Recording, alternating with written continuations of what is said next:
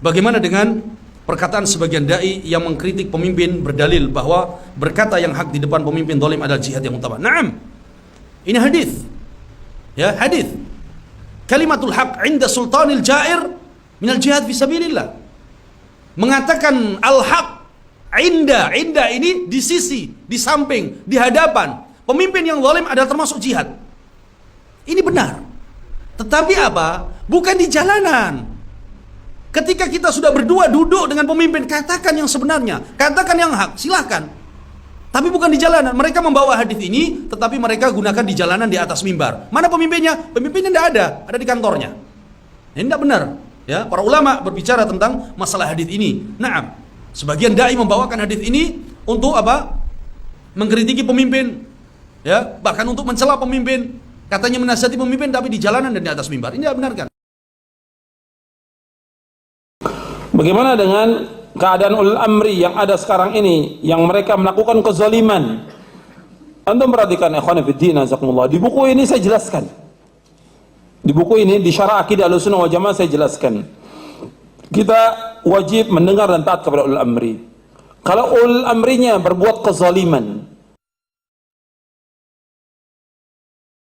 di mana-mana, di negara-negara Islam, ulul amri, kezaliman ulul amri disebabkan karena kezaliman rakyatnya.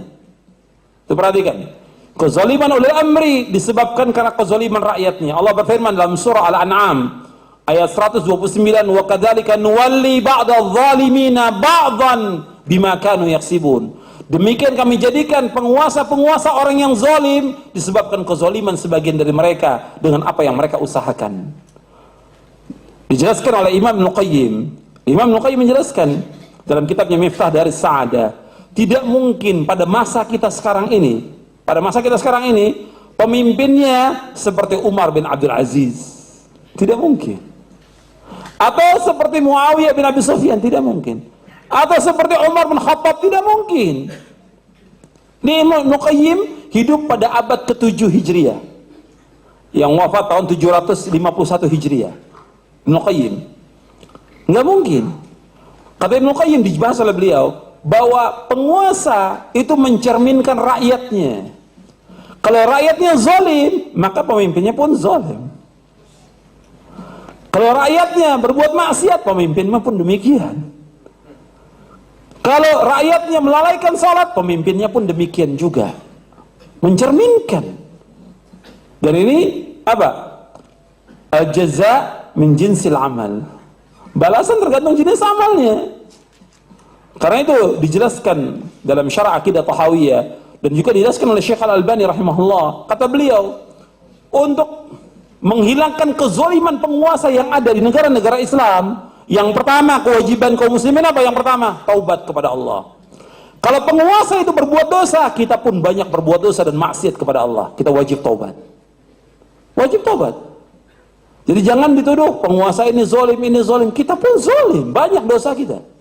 Yang kedua, yaitu kita wajib membersihkan diri kita dari noda-noda syirik.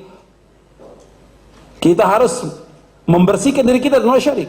Kita harus mentarbiyah diri kita, tasfiyah dan tarbiyah di atas akidah yang benar. Yang kedua.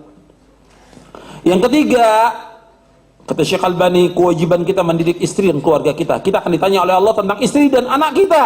Ya ayyuhalladzina amanu qu anfusakum wa ahlikum nara. Wahai orang beriman, jagalah diri kamu dan keluarga kamu dari api neraka. Kita umat Islam tidak akan ditanya oleh Allah siapa pemimpin kita, nggak akan ditanya. Tapi kita akan ditanya bagaimana kamu mengurus istri dan anak kamu.